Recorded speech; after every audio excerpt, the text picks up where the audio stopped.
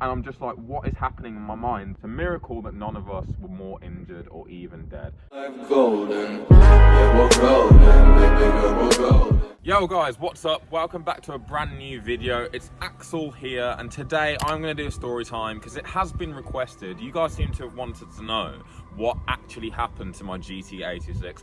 So all is going to be revealed in today's vid. Let's just get straight to it. So imagine one sunny day. It definitely wasn't a sunny day, it's England. It was pouring down with rain. Me and my best friend Dan, we had planned to go to Scotland for a weekend. Just have a little road trip, have a little escape. So I went to pick Dan up in my GT86. It had been wrapped, it's looking fresh, pristine. We headed up north. It's about a 7-hour drive from where I live to Scotland, so it was quite a while.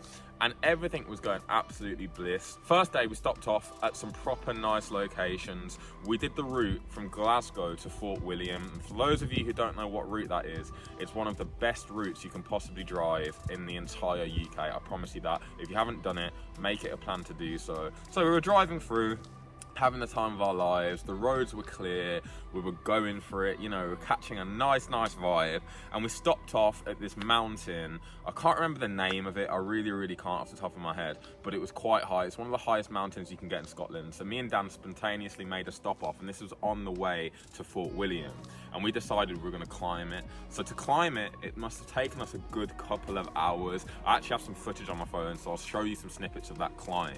It was absolutely incredible. We got right to the top and it started to get lethal. As we were climbing up there, paramedics we saw actually were starting to come down, and we were like, yo, what's going on? So we're climbing up to the top, we see these paramedics coming down, and they're coming down some like sketchy rock that we realized we'd have to climb up.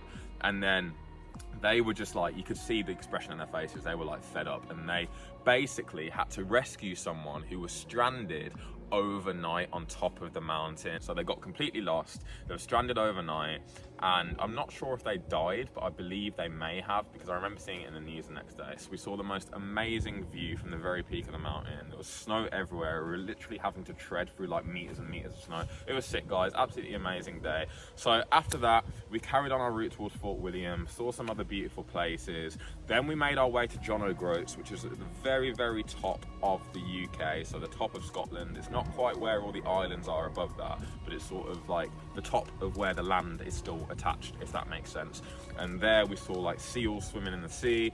Quite a beautiful vibe. It was sick. This was going amazingly. So skip to the final day. We had a nice sleep in the hotel the night before. I was feeling revitalized, Dan was feeling good. We were really enjoying Scotland, and we didn't want to return back to England. Anyway, so for our final day, we had some stuff in mind, and one of those plans was to basically end up in Inverness towards the end of the day. So we kind of did like a loop in a way.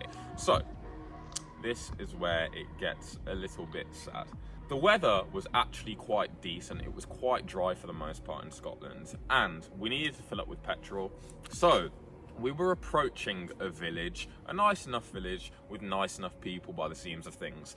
Pulled into the petrol station, filled up, got some snacks because we were constantly driving. I was doing all the driving, so I was absolutely exhausted, so I needed a bit of a boost. We had to exit the petrol station, and we could see where the main road would start, as in from the little village. So we could see it in the distance, we could see the highlands in the distance, and we knew the rough route we had to take.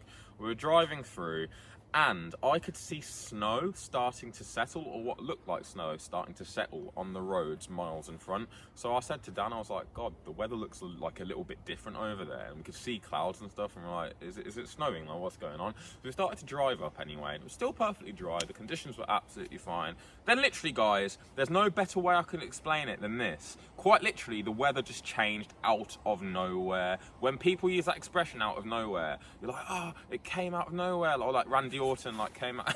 I swear, this came out of nowhere. The most torrential snow literally just appeared out of nowhere on the tarmac in front of us. So I slowed down. It was 60 because it was a country lane going through the highlands. I started to slow down. Shit you not, guys, I wasn't speeding. I was doing about 40 miles per hour. So yeah, it gets a bit dark here, guys.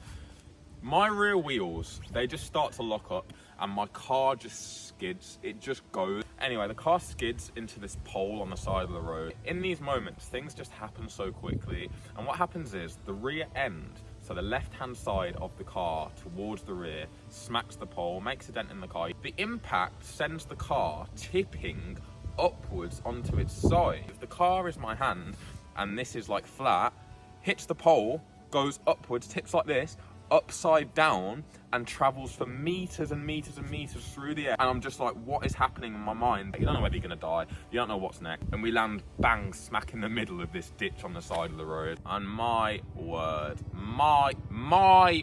yes, I'm speaking to you, that camera angle over there. Yo, you think I didn't notice that camera? Yeah, I saw it. You think I didn't notice it, blood?